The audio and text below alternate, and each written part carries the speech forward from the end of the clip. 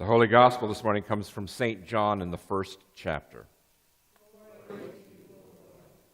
Now the next day, Jesus decided to go to Galilee. He found Philip and said to him, "Follow me." Now Philip was from Bethsaida, the city of Andrew and Peter. Philip found Nathanael and said to him, "We have found him about whom Moses in the law and also the prophets wrote, Jesus, son of Joseph, from Nazareth." Nathanael said to him, "Can anything good come out of Nazareth?" And Philip said to him, "Come and see." Now when Jesus saw Nathanael coming toward him, he said of him, "Here is truly an Israelite in whom there is no deceit." And Nathanael asked him, "Where did you get to know me?" And Jesus answered, "I saw you under the fig tree even before Philip called you." And Nathanael replied, "Rabbi, you are the Son of God. You are the King of Israel." And Jesus answered, "Do you believe because I told you that I saw you under a fig tree? You will see greater things than these." And he said to him, "Very truly, I tell you, you will see heaven opened and the angels of God ascending and descending upon the Son of Man." The Gospel of the Lord. You may be seated. Wonderful little story the lectionary throws us this morning. Philip, the Jewish Greek disciple, and Nathanael. Now Nathanael, of course, he finds him, he does what we do, we get caught up in stuff. He says something and kind of reveals more than he wants to reveal. Philip discovers Jesus and then goes to his friend Nathanael and says, "Hey, we found the guy. We found the one we're looking for." And remember, they are looking for this. This is what people like Philip and Nathanael, they are waiting for this Messiah, this Son of God. This is what their life has been culminating in, and they're hoping to find this. This is their lifelong quest. This is like the Vikings trying to win a Super Bowl type stuff. This is as good as it gets. And so Philip says, "We found the guy." And Nathanael says, "Can anything good come out of Nazareth?" Now, you got to be careful when you start denigrating the places from which people come, because it reveals way more about you than it does about the place or the people who are in it. And when Nathanael denigrates Nazareth as if nothing good could come out of Nazareth, he reveals his own prejudices, biases, and racism that gets in the way of him actually trying to see that perhaps God might have a bigger vision than his own stunted imagination. And so it doesn't matter whether you're Nathanael or the President of the United States of America, you cannot denigrate a place just because you don't think they have any value or worth. And what Nathanael, of course, learns is that precisely at this moment then, he finds himself vulnerable and being open to the power that God can change lives. And we need to have these come to Jesus moments where we see that our own failures, our own bound hearts, souls, and minds need to be broken free so that God, in entering in, can open us up to the reality of God's created love and order that God has for all people, regardless from whence they come. That united as we stand together, we are the people that God has made on this place, in this planet, and it extends far beyond our own prejudices, biases, whatever they may be. And Nathanael, of course, has precisely this come to Jesus moment.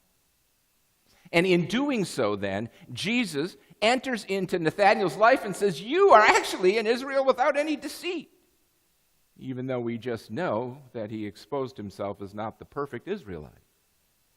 Because Jesus sees through the failure. Jesus sees through the arrogance. Jesus sees through all of the stuff that's getting in Nathanael's way and claims him as his own. And in meeting Jesus Christ, Nathanael is immediately changed. And in meeting Jesus Christ, Nathanael all of a sudden sees to himself that indeed, this is the God that he has been looking for. This is, as Philip says, the Messiah. And now Jesus, of course, has his chance. And he said, really? That's all it took? I mean, I saw you sitting under the fig tree even before Philip did, and this was all it took to change your heart. We are not talking about massive changes to our lives. Instead, what we are talking about is taking the scales away from our eyes, the chains that shackle our hearts, and opening them up to God's undying grace and mercy in Jesus Christ. And in doing so, that freedom that we are set for will allow us to see Jesus as who he truly is, and the purposes and plans of God for what they truly are.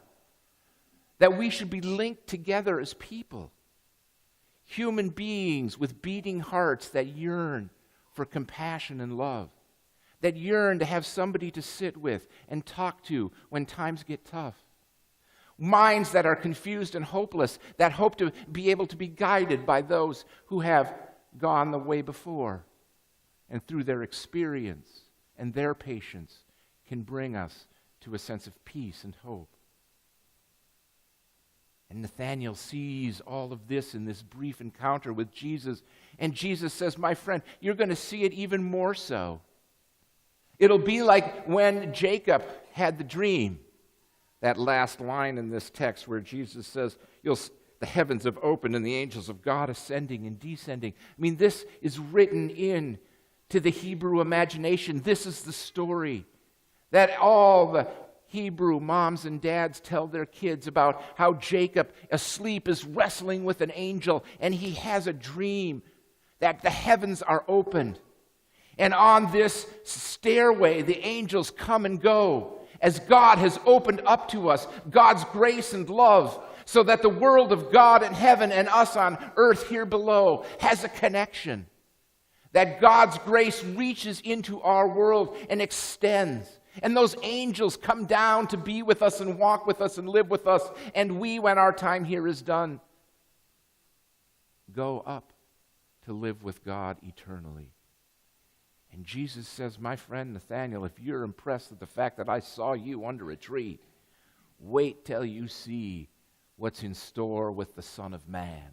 Because the Son of Man is going to open up this stairway, and it's going to become an escalator. It's going to become a high-speed train, and people will be coming and going throughout this world because God's grace and mercy has broken into our lives, broken into our world. And it comes, even though Nathanael couldn't believe it, it comes from a place like Nazareth. It doesn't come from Jerusalem or Rome, Constantinople, or it comes from a little Dirtwater town. Jesus is not some educated elite who grew up and went to the best schools. His dad worked the stones, worked the wood, got up every day and packed his lunch and walked to Capernaum, built the city, and came back, had a meal, went to bed, got up the next day, did it again. Jesus comes out of these unexpected places. And coming out of these unexpected places opens to us the grace of God for a world, for a universe. And what we hear in this story then, and what Philip brings to us, is the constant reminder that as we come and see Jesus Christ in the waters of baptism, in the bread and the wine, in the conversation and consolation of the friends who sit next to us in the pews, as we look at each other and see the Christ that resides in each and every one of us, as God has opened that staircase to enter into your heart, just as God has entered into the heart of the person across from you, that God is constantly bringing hope and peace, grace and love to a world that refuses to see it, to a world that is shackled in its own blindness, to a world that is shackled in its own prejudices and biases and hatred, to a world that looks for its expectation rather than God's expectation. And we as the children of God, heirs adopted into this thing, whatever God has created us to be, go through these doors. Go through these doors with a brief message that the world is not as dark as we think it is, that the world is not as bound as we believe it to be, but rather that there is a hope and a promise for each and every one of us, that Jesus Christ will enter into our life, and that Jesus Christ, in entering into our life, will set us free, so that we, like Nathanael, can say truly, this is the Son of God. This is the King of Israel. This is my Lord and my Savior. And it is this light that we carry, the light of Jesus in a darkened world. Amen.